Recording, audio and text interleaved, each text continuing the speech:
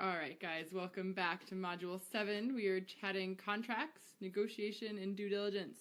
The fun stuff or the not so fun stuff, depending on how you look at it.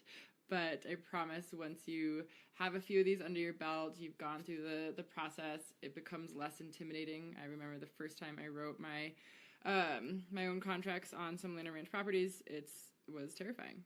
But I didn't have the division behind me at that point. I had nobody who had my back.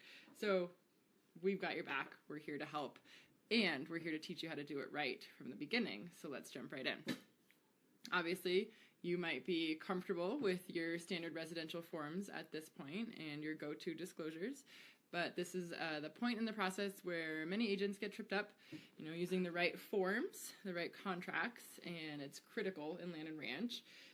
You really need to protect your buyers, but also your sellers too, in these transactions. And there's a lot more moving parts than your traditional residential sales. So a standard residential contract, they often don't cover land-specific issues, and if your state has them, definitely use a vacant land purchase contract agreement or a farm and ranch contract agreement. I know Texas has like farm and ranch specific contracts, which is great.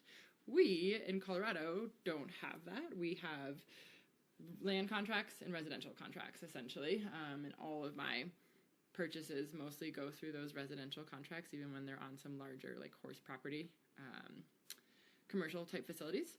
So definitely know your variation in your own state. That's huge. And also, you cannot even rely on your state standardized forms to guide you when it comes to these properties. So, for example, almost every county in Colorado requires a septic use permit or a transfer doc, essentially. And it includes a tank pump and inspection, a septic tank pump and inspection. Then they have to file forms. The company and the inspector company has to file forms. Then it gets sent to the county. And there's a lot of moving parts there. It's required by almost every county, and it is not mentioned once in the Colorado contract. So even still, even if you have these specific forms, don't just leave it to the forms and think, oh, I don't really have to know about that or whatever. It's got to be in the contract, right? It's not necessarily.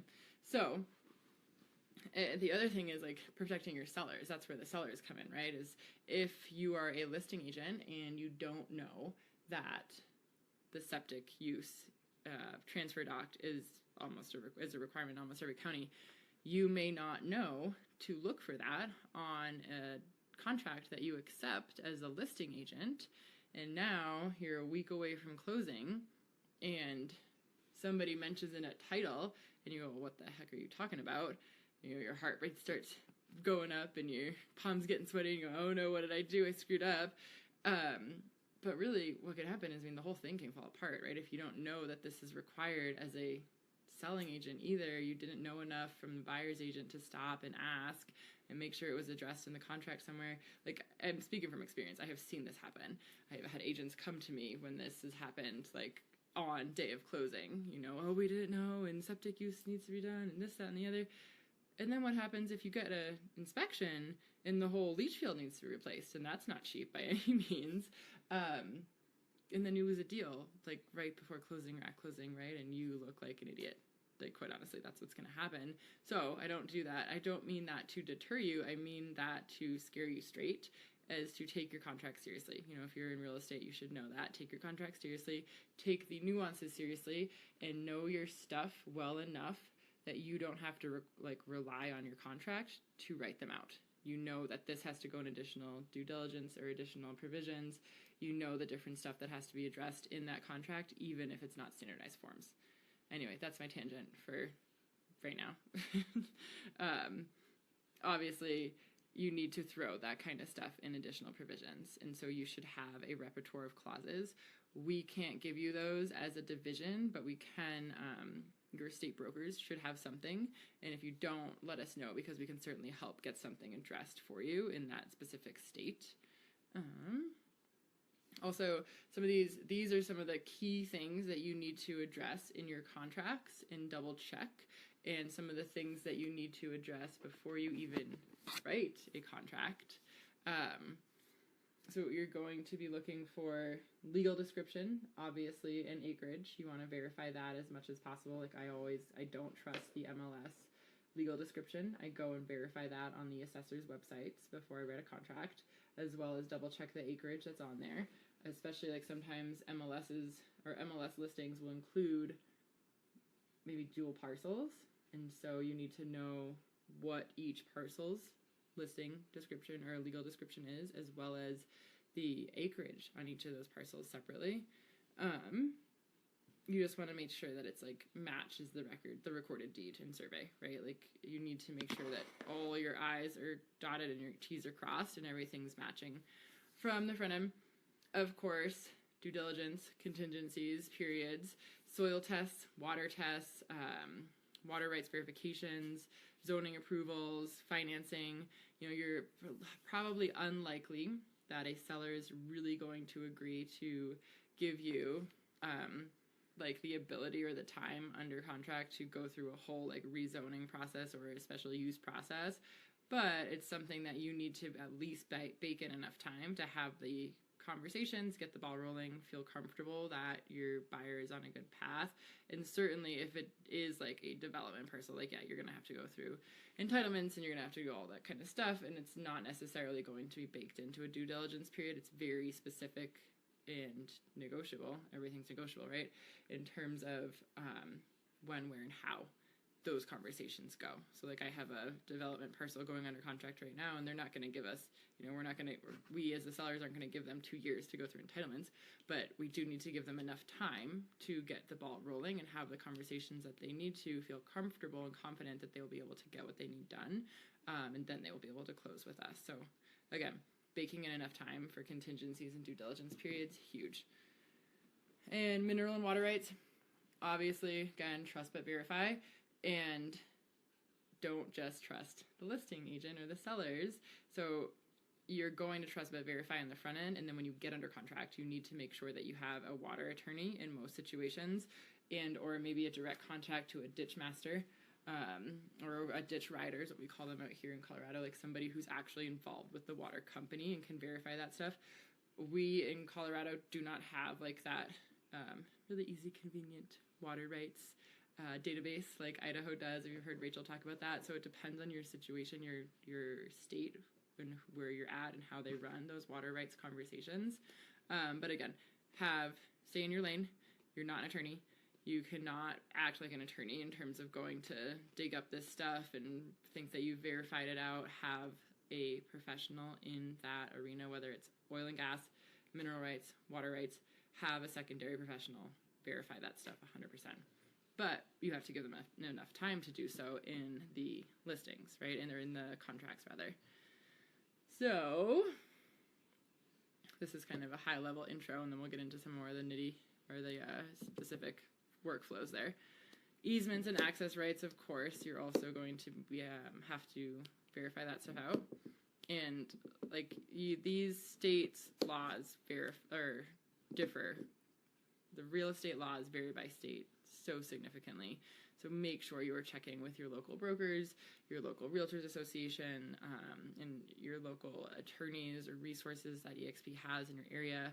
Make sure that you verify with them this kind of stuff in terms of what needs to be checked out by who in a contract. And, these contracts are much more than just price. Like when it comes to negotiating, you're negotiating much more than price. You are negotiating probably oftentimes like a much more significant inclusions list and easements, a lot of times rights, like we talked about, oil and gas or water rights. Equipment a lot of times is included for these transactions, like the tractor, being included with the sale is not uncommon. A hay baler or gates, always make sure you are writing down gates in your transactions, or in your inclusions list. Those are a big one that people fight over. And, especially if you have a gate that just like pops off the hinges. Is it attached? Is it not attached? It's like definitely something you want to address. Ask me how I know. Stall mats, another big one. Stall mats are definitely, they can get pretty pricey, and they're very heavy to move. Panels, horse panels are huge. A lot of people think that horse panels are going to be left with the property because they're fencing, right? No, those are portable panels, and they can be lifted and moved at any time. I have 50 panels this week that are getting pulled off of one of my listings because we are closing at an under ask price, and so the seller is retaining all of those. But it was a negotiating point, 100%. I mean, that's, if you know farm and ranch properties, you know that panels are gold. I call them farm gold, and a lot of times they are very sticky points of negotiations. Obviously, improvements in leases. Leases are a negotiating point. Timelines are a negotiating point. The other thing is livestock. So if you have been doing this long enough, you are almost guaranteed to have livestock negotiated at some point into your deals, or like myself, have livestock abandoned on properties when your buyers purchase them, and then you get the call. And because I used to run a rescue, I am, I guess, like de facto horse collector when they're abandoned out there. So yes, I have collected many a horse, many a donkey, many a senior donkey, all kinds of farm animals. I have had a seller try to negotiate horses for an inspection resolution. That was fun. We were like, those are not assets, those are liabilities, and we don't want them. We ended up with them anyway, but we also ended up with $10,000 negotiated on the contingent or the resolution as well. Fun times in land and ranch, guys. So, you know, like we've talked about before, right? And it comes to negotiating these things, success requires such a nuanced and sensitive mix of market knowledge, and emotional intelligence is huge, and clear communication.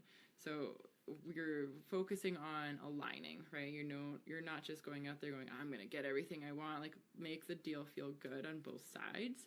Remember, these are oftentimes emotional transactions for both a seller and a buyer.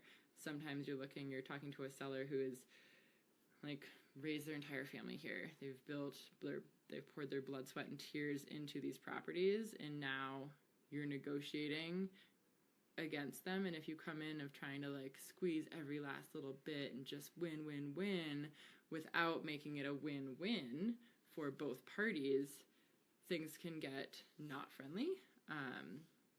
And then you don't win ultimately down the road, right? Because it's not just one point of negotiation, there's many throughout the transaction, and nobody wants to feel like they're being, bulldozed when it comes to negotiations, and certainly not when you've poured your entire life into these properties. And again, these are often small communities. So if you start getting a reputation as just like absolute bulldog, blah, blah, blah, you may think that it's to your benefit, but I would beg to differ long term. People want to work with somebody who is balanced and fair and educated and talented enough to create win-win solutions for everyone, where everybody feels good in a transaction, right? And yeah, sure, everybody's going to give up a little bit and take a little bit, but it shouldn't feel like you just got bulldozed over, and you don't want that reputation. So again, we touched on the equipment considerations. Of course, like irrigation systems, grain bins, cattle chutes, those are all things as well. So everything, oftentimes when I'm writing a contract, if it's a very intense property in terms of what's transferring with it, put it on another piece of paper. Put it on an additional doc that you can say, please reference doc labeled blah, blah, blah, and detail all of that stuff out. Like I have right now an older gentleman retiring off of a big old horse ranch up in the mountains, and he's moving into assisted living, so he has no use for the 35 years of farm equipment, life, tax stuff, everything. He just wants to sell the whole kit and caboodle, right? All of the tools, all of the supplies, all of the horseback riding supplies, the tack and equipment, everything. He wants to transfer it over, and there may well be a buyer out there for that, or I will end up stepping in at that point to manage, clean out, help him transition if needed, right? So that's another thing is a lot of times I tell my sellers, you don't know what a contract is going to look like. You don't know what kind of buyer we're going to get. So maybe give me a list. I usually ask them 3 times in a transaction for their list of inclusions. One at the listing appointment, and then again when we go to list it in the MLS, and then again at contract. And I ask them for it in writing. We review it together to make sure, especially on these ones that there's a lot of moving parts for. Again, the other thing is your lender might have something to say about that, quite honestly. So you might need to work with your lender or put it on a bill of sale separately, or you need to, that's why a lot of times having it in an additional document can help at that point as well. So, negotiating. Here's a quick hit list of your negotiating points that you're going, like each point in the process that you're going to likely have some conversations with the other side. I have talked about this before. Your mindset in these negotiations can be the make or break difference. Keep the emotions out of it for yourself. You know, I get very personally attached to my clients. I tell them that I get very protective of them, and I still have to be that even-keeled middleman. Like, that's quite literally what they're paying us for, is to not have the emotional outburst reactions and be able to advocate for them for their best interests with a logical, balanced headset, mind frame. Mind frame? It's a new word. Mindset, essentially. So don't get too wrapped up in these, even if your clients are getting all emotional about it. I have to often tell my clients, this is just part of the process, right? It doesn't feel good necessarily, but we have to kind of keep our eyes on the end goal, the prize here. Nobody's trying to rob anybody else or like rob them blind, but human nature is always going to be to try and get what they can. And like you guys are going to experience this in residential, right? I'm preaching to the choir right now, really, but I think what you need to understand is that when it comes to land and ranch transactions, the emotions can run a lot higher than residential, which seems crazy to think, because I know we've all had those crazy residential transactions, but there's a lot invested emotionally, personally, financially, time in all of these properties. Most often, not every single one. But again, I want to best prepare you for what you may run into. So that's price. That's price. It's often less about the number and more about what is actually included. And personal property, again, we touched on that. The equipment, panels, feeders, get it in writing. And timeline. So timeline negotiations can be massively valuable if you're thinking like, man, they really won't give on this certain item on price or inclusions, but maybe timeline is something that you can get your sellers or your buyers a little bit more time to help them, or less time, right? So don't just think of dollars and cents. Think of time as money, and if we need more time, are there holding costs involved? Is it going to make an easier closing for my client? Are we going to be able to overlap closings with timelines? Like, you can get creative with those timelines. That can really help ease the conversation. And contingencies, of course. So we've talked about things like water rights at length, oil and gas rights. The other things that you likely will have to look at in your contracts, surveys. Surveys can take a long time in these rural areas. Appraisals can take a long time in these rural areas. So know what your average appraisal time. I typically give at least 3 weeks on appraisals, where maybe in the city, they're coming back in 5 to 7 days. I give 3 weeks on rural properties. And I also call the lender immediately if I know we need an appraisal, and make sure that they order it right out the gate, and make sure that they know that they request in writing.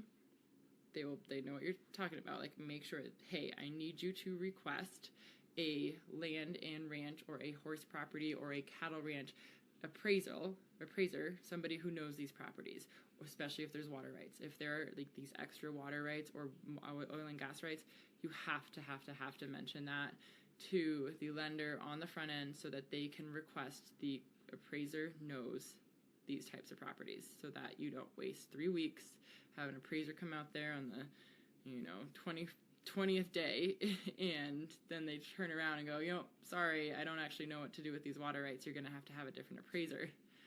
Again, ask me how I know. It's not a fun conversation to have with your clients.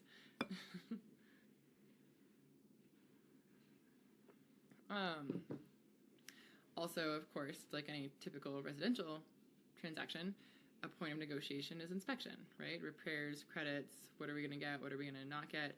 I am very macro level with my clients in the entire process of the conversation.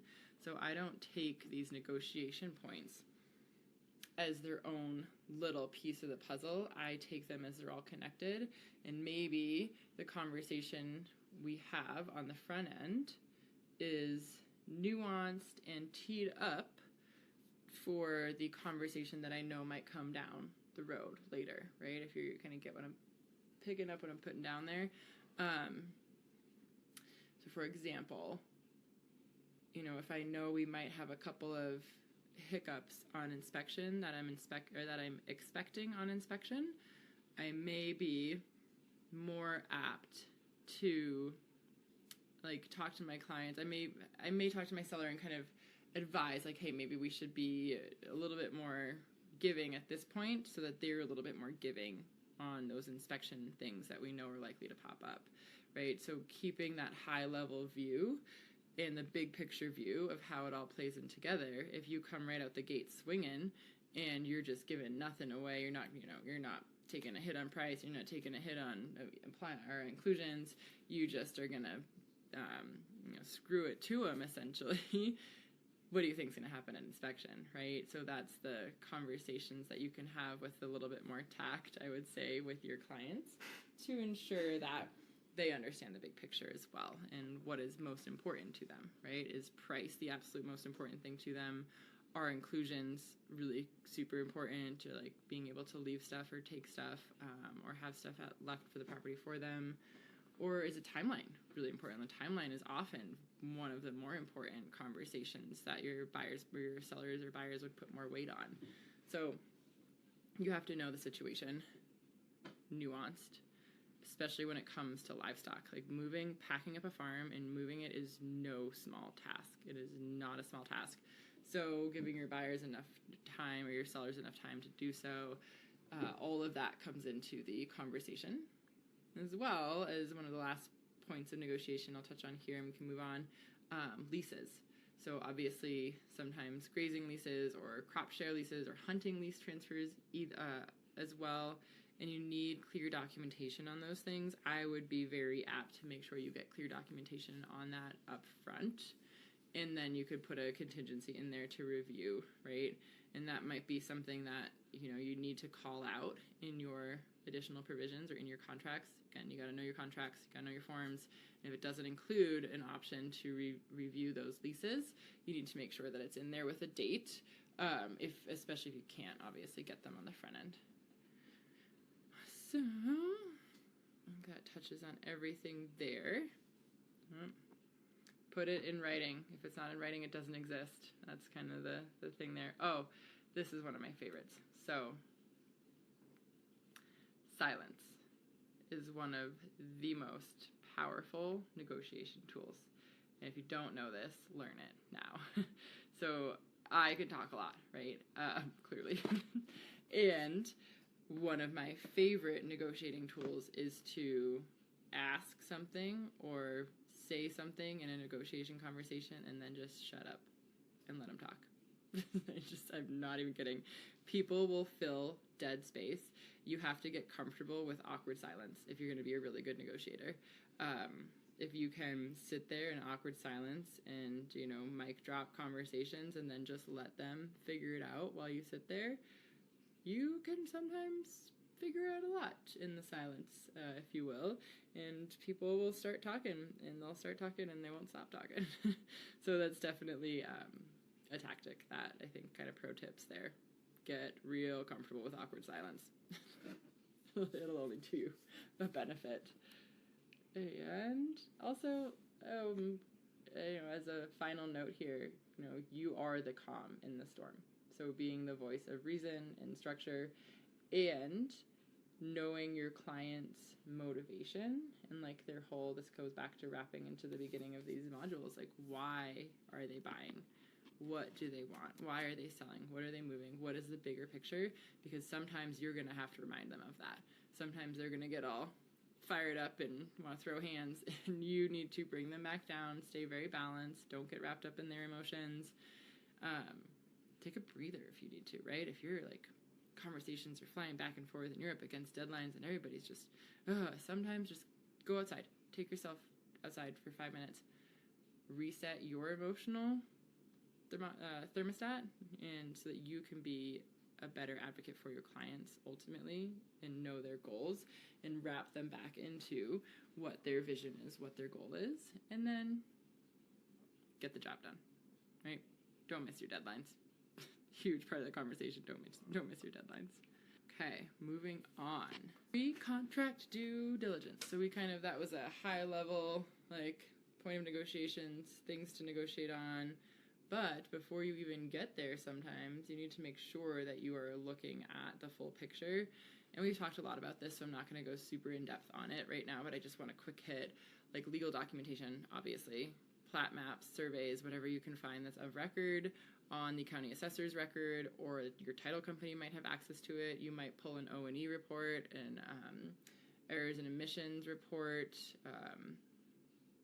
or it's called a property profile in some other states. Well permits, that's a huge thing to be able to verify up front. Let's see, and we talked about zoning. Make sure you're researching and know and understand fully the current zoning and the planned use of your buyers to make sure that it matches up. If you have to shoot a clarifying question to the zoning board, do so early on. Sometimes they can take a few days to get back to you. Or call them. Pick up the phone, call them. That's a wild concept, I know, for so many of us, but sometimes it gets the job done. Water assessment. I don't know how many times we can talk about water in one course, but it is that important. So obviously investigating the water rights, proving out the water rights, trust but verify, the well permits and the well permit history. Certainly in Colorado, we do have a record of most of the like well construction. Well, what if the well's been abandoned, if there's abandoned wells nearby, like dig into all that stuff. And the water availability. So if they are planning on developing a large parcel of land, where is the closest water tap? Is the county giving out water taps? Out here in Colorado, we have such a shortage of water that for a long time we had certain counties just moratorium for years. They were not giving out any new well permits. And if your buyers don't know that, and you don't know that, and you just sold them a piece of raw land to go build a house on, well, they might have something to say to you, and it might be through a court document. Just saying. So again, know your local stuff. Know what's going on in your local areas, especially when it comes to water. And last but not least, risk evaluation, obviously. Yay, more water stuff. Floodplains. So double check the floodplain status.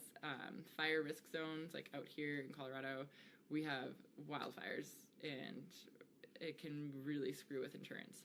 So definitely if you are in a fire-prone area, like up in the foothills, you really need to make sure that you have an insurance provider who can get the job done, and you're having these conversations early on, for sure. And environmental overlays, of course, if there's any concerns there, we definitely need to make sure that we are covering the bases on the front end as much as possible. So getting into conducting environmental and site due diligence, which can be absolutely essential in land and ranch transactions. You know, these properties often carry very unique risks and land use restrictions and potential contamination issues that can affect their value and usability.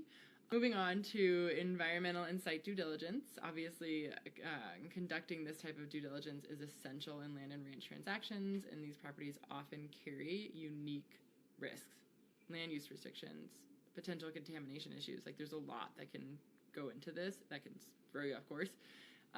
And those things can affect the value and the usability in a very real way. And just like residential real estate, you know, thorough investigations on the front end can prevent costly surprises and always ensure a smoother transaction, which ultimately makes you look like the professional, become the go-to resource, etc., right? It all plays into that. This is how you do it. So the first step is to perform a phase 1 environmental site assessment, known as an ESA. And this identifies the past land uses and potential contamination sources like old fuel tanks or industrial waste even. And if contamination is suspected, a phase 2 ESA would then be called in, which involves the soil and groundwater testing. You would confirm ownership of water rights, and these may not transfer automatically, and you'd conduct a water testing for contaminants such as nitrates, heavy metals, bacteria, and if applicable, verify access to irrigation water. Soil testing is crucial for agricultural properties to assess potential production or contamination concerns from previous chemical use like pesticides or fertilizers. And you're going to it will check for wetlands, floodplains, or endangered species habitats, which is a big one. Using FEMA maps and environmental reviews, these can impose restrictions on development or farming. So you're not always going to need these. However, you need to know when, right? And so when you're looking at development, when you're looking at large-scale agricultural crop production, that kind of stuff, this is where this is going to come into play. This conversation is going to come into play much more common. Those old underground storage tanks and hazardous waste, facilities, those are definitely huge red flags for this type of stuff. And you're going to require inspections, proper removal, remediation. It gets expensive quick, and it can get messy quick, literally and figuratively. Contingency-wise, can definitely throw some wrenches in here. Additionally, you need to verify zoning, easements, land use restrictions. You're going to review property records and understand limitations and possibilities for future use, including grazing rights and leases. That is something that can certainly come into play. And then key documents to review, you're going to include the title report, obviously, same thing as your residential, and surveys, certainly, if you can get a survey. And you need to ask your buyers and your sellers in these situations, like, 1, does your seller have a survey? And 2, does your buyer want one? Because even if title and lending don't require it, maybe your buyer still wants one, right? So don't just assume. Negotiating adequate due diligence periods and considering title insurance that covers environmental liabilities may well be a conversation that you should have with your clients as well as the title company. And always request seller disclosures regarding previous land use, right? And hazardous materials and existing leases. If your sellers were growing all kinds of industrial crops, I call them industrial crops, fertilized crops, then you might need to be concerned about that, and you might need to check into it. So ultimately, skipping environmental and site due diligence can lead to significant legal, financial, and land use issues down the road. So investing the time up front to thoroughly and completely investigate these factors, it's going to safeguard your client's investment. It's going to safeguard your time, which is your investment, and CYA on the back end, right? In case anything comes up and they have something to say about it, you want to make sure that you have completely checked all the boxes, dotted all the I's, and crossed all the T's when it comes to this stuff.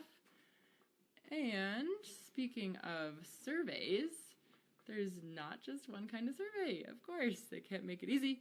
There's actually a ton of different types of surveys and different use cases for them, like instances when you would use them. So, obviously, let's see.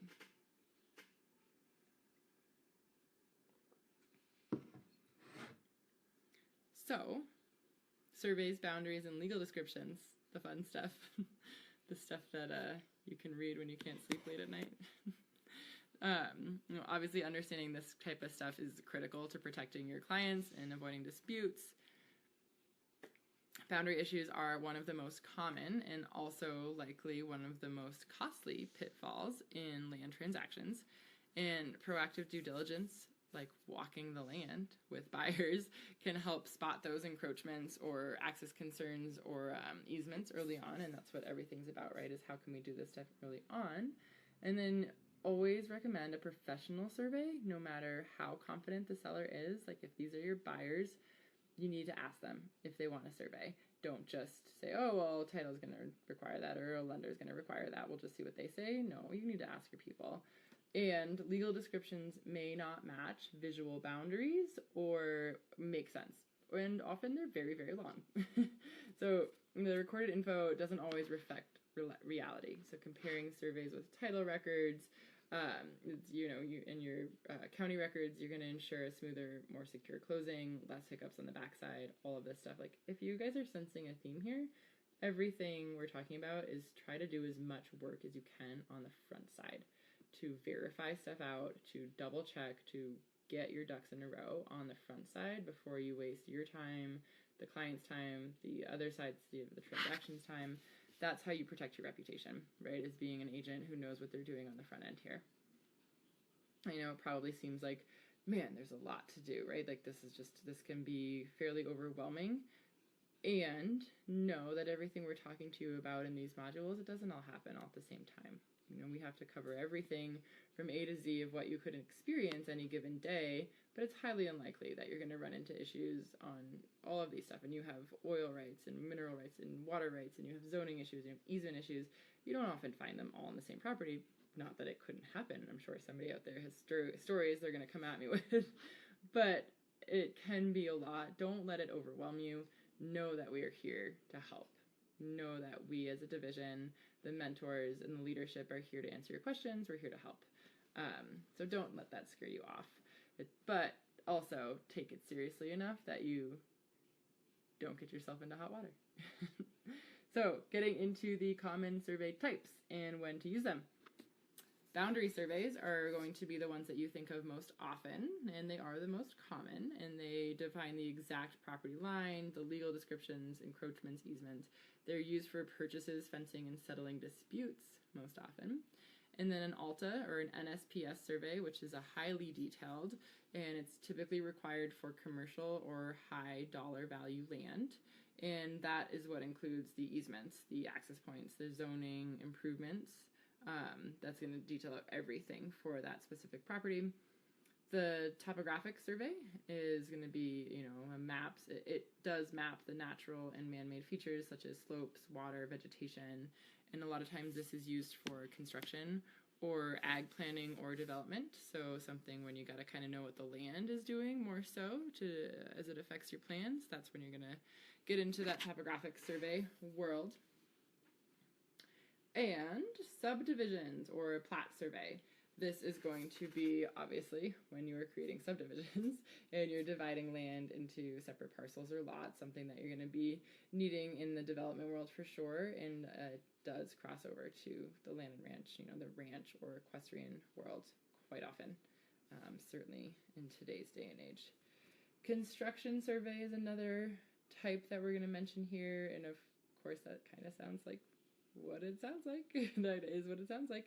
It's providing reference points for building and site prep, essentially for homes, barns, fencing, roads. So if you have some big projects, you're building out a big facility, you're likely going to have something like a construction survey done.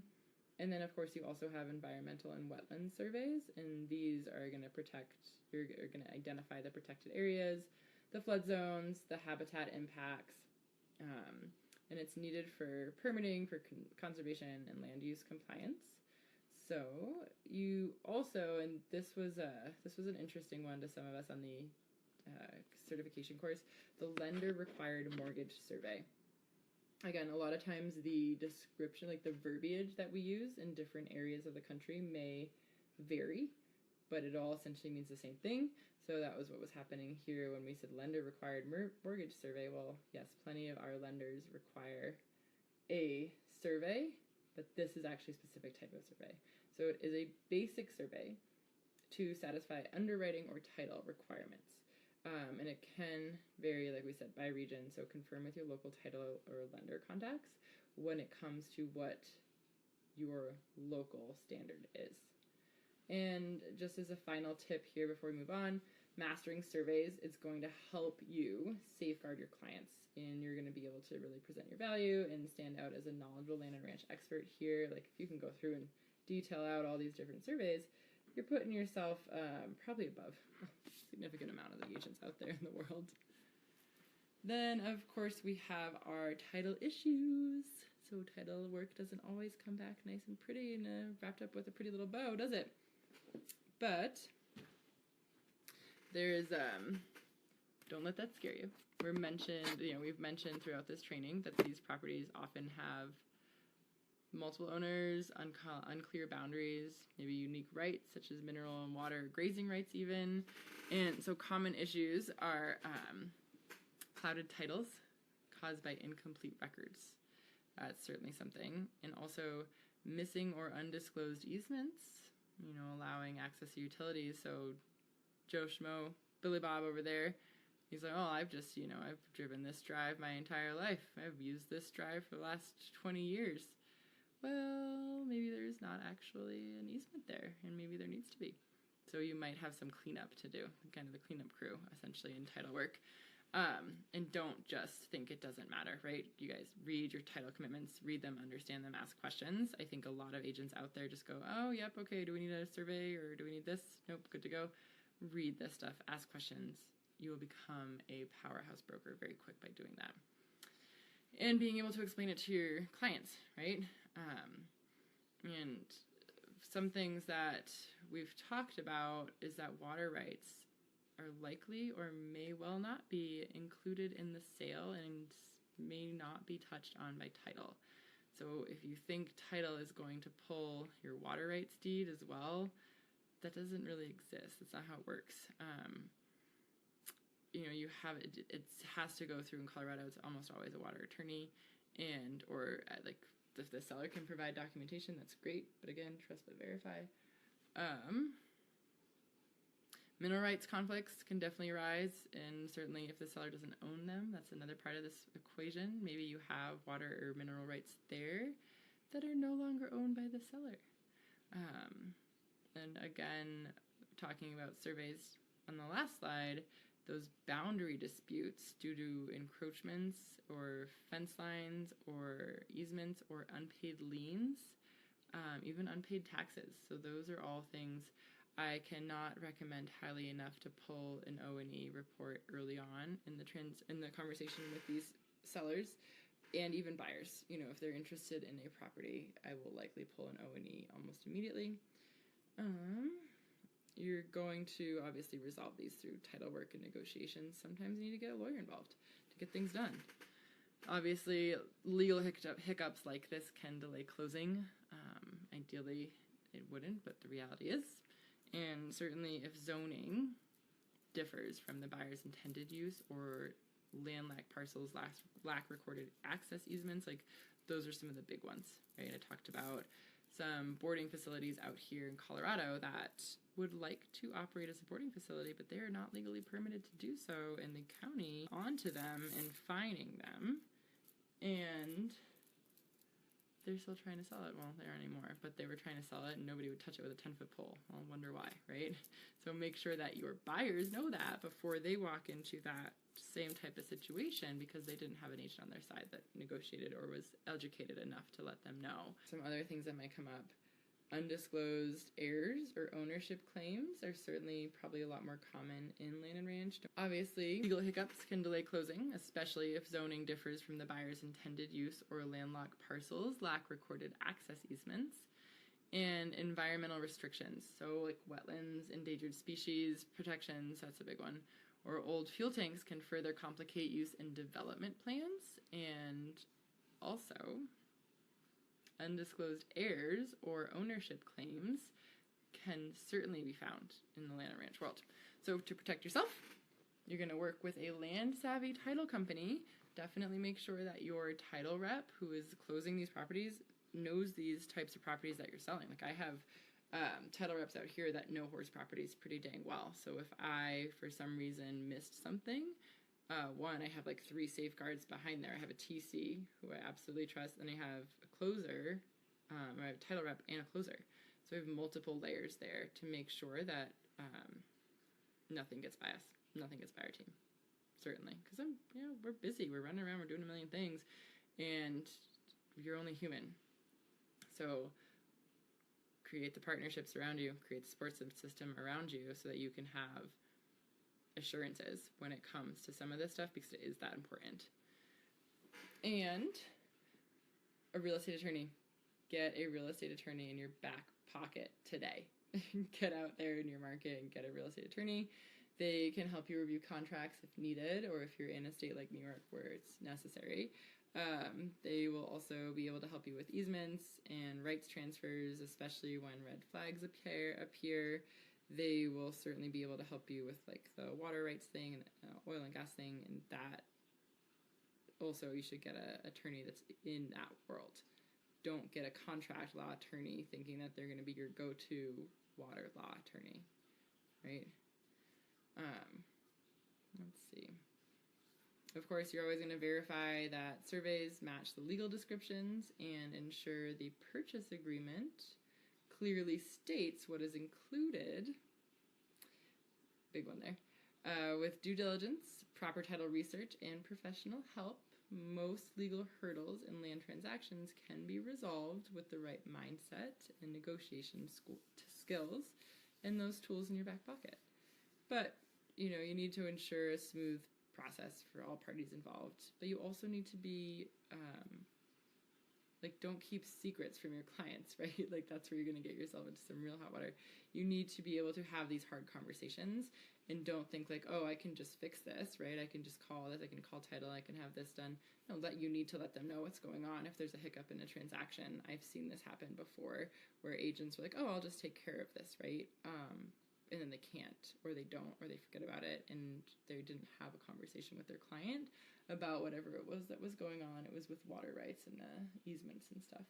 So certainly something that, yes, you are a superhero, but you need to let them know what you're doing as well. Obviously, land transactions can take longer than residential deals due to zoning, surveys, financing, and due diligence requirements. So here's a few tips for managing those delays. Plan for financing delays. Just know that this stuff takes longer to close. Land loans, even unimproved land loans, it can take longer to close. And you're also going to start your due diligence early, very early, right on the front end before you even put a contract together. And once you get a contract, put it together on a due diligence immediately. So things like surveys and soil tests and title searches, you're going to uncover unexpected issues. It's not even just an inspection, right? These are the due diligence things that we need to clarify, verify, and proceed or terminate for. And your seller responsibilities. So ensuring the seller provides the necessary documents ASAP. So if you are the one that needs to micromanage them or they don't listen to you and you need to find somebody that they listen to, that's still your responsibility. So make sure that you're staying on top of them in whatever manner that you need to or can with your tools at your disposal. Like our MLS has a live calendar that updates. And so we send them a cheat sheet for the dates that they're currently up against. And then we also send them a live calendar, one link. They can refer back to it at all times and it will continually update. Then we have utility and infrastructure needs. Things like extending utilities to undeveloped land. That's going to take some time. So if you got some buyers who have a baby on the way and think that they're going to, build a manufactured home or build a house or have a house built for them, like that's going to be something that you need to chat about on the front end for sure. And these are, these are some contingencies you need to factor in to your contracts, and they're also dependent on property types as well as regionally specific stuff. And this is where I want to mention that like having your go-to service providers will make your job easier when you can manage and set up the contract for success on the front end, and don't just think that, oh, well, they always do it for a week, they must be a week out. Well, maybe something's changed. Maybe their time has been cut. Maybe there's more clients, whatever it is. Make sure you have these conversations with as many contractors as you can on the front end. And that's going to be to help you, like we said before, determine the current lead time on surveys and how much time they need for inspections or appraisals out there. So make sure that you're talking to your lender. Well, how long are rural appraisals taking for you right now? And you're giving your inspector a call. A lot of times I will book an inspection before I get a contract accepted so that I can show the listing agent just how on top of it I am. in how we are writing these dates with real dates in mind, not just throwing darts at the wall and seeing what sticks. So in terms of, we've talked about a lot of these, but contingencies to protect your buyers in land and ranch transactions. Obviously that well inspection, we've mentioned wells and well permits and well inspections quite a few times. Have your well inspected. Verify the water production and the quality. It might be a flow test and performance, or a flow and performance test. It might be a water quality test. There's a few different types of well tests you can get. It's going to be whatever your clients are most comfortable with. I personally do both of those, or I advise both of those, because you want to know what's in your water and you want to know how the water is coming out of the ground. And as well as septics. So never just trust the listing agents that, oh yeah, we just had it scoped, it's good to go. Well, unless you can actually show me that with a date and time, like a date stamp on it, I'm not going to take your word for it, because that is a massive potential price conversation.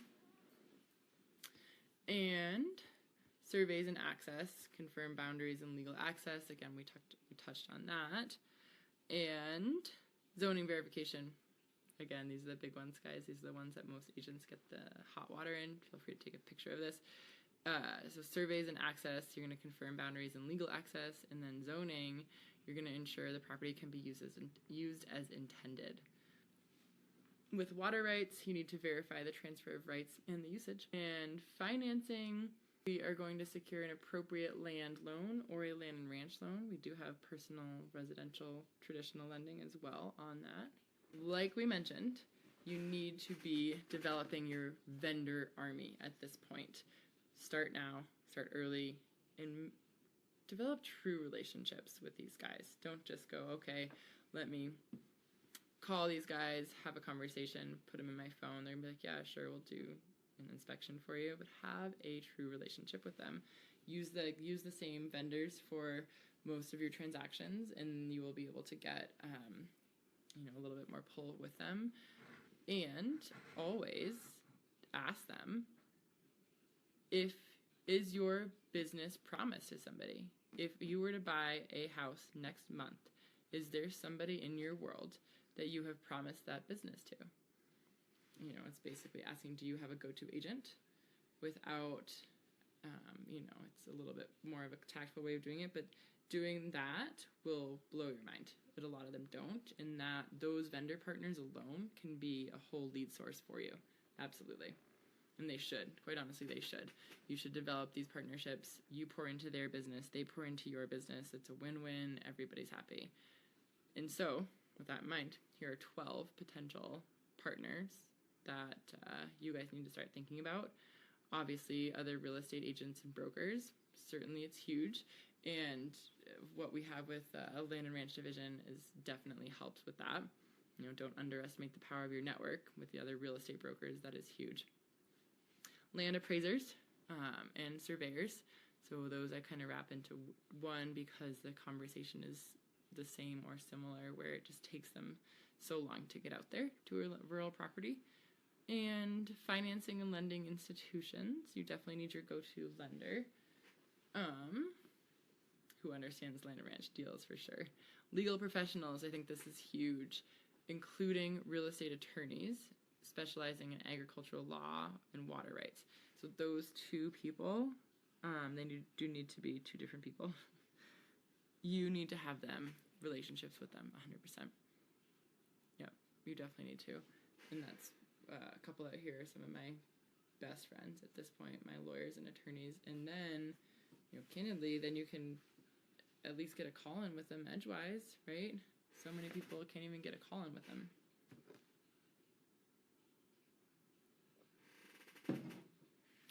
Insurance providers is another one. These are going to be key, especially if you are in some of these more difficult areas to insure, like we are now in Colorado with the wildfires and the even flooding 2013.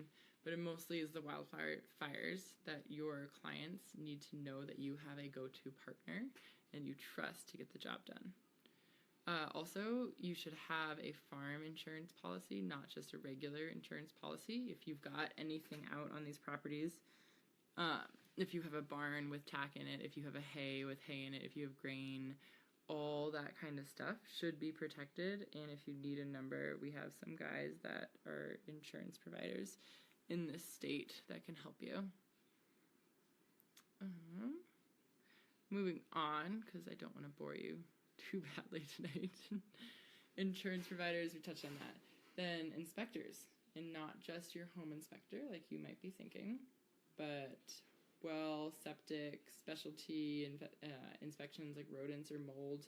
Those are definitely things that if you can have your go-to people and you just continually send business back and forth, it becomes a very symbiotic relationship, which only helps your relationship and your reputation. Also, fencing and infrastructure supply. So things like chatting with fencing vendors to know what type of property is kind of moving out there or what type of fencing is moving out there. And services for fencing, barns, livestock handling facilities, and irrigation systems, all key components of ranch operations and all key components that not everybody understands. So if you can have the thumb on the pulse of that market as well, you're certainly going to stand out as a professional. Okay, obviously your agricultural equipment dealers like tractors, of course, supplies, trucks, trailers, basically your dealers that are necessary for managing ranch land, livestock care, and crop production. Those are going to be big ones.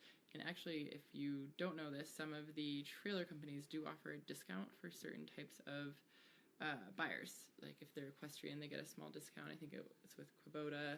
There's a couple different programs like that are out there. So make sure you're asking your local guys and telling them what you do, because you also never know where that next deal may come from. And then feed and supply stores. Retailers providing feed, veterinary supplies, and other essential products for livestock management are huge. That's definitely imperative for this lifestyle working out for your clients. And land management consultants. This might be somebody who you don't necessarily think of as being key, but I think is really important to get out there and boots on the ground and network with these people. They're so resourceful. So you're going to be your experts who offer advice on sustainable land practices, pasture management, and environmental compliance to enhance land productivity. So they can be really good consultants for whatever you're looking for. And if you can get in with one or two, you can have a conversation with them. And of course, partners who are providing the lifestyle. We have small engine repair, dirt excavation, painters, interior and exterior, etc., as well as interior design on there. That's a huge one, right? It's definitely going to be worth your while when it comes to that stuff. So it's kind of a big list. We do have a vendor template we will drop in here as well. And I think that's all for now. We did it. So that was Module 7, and now we are getting into Module 8. We'll see you there.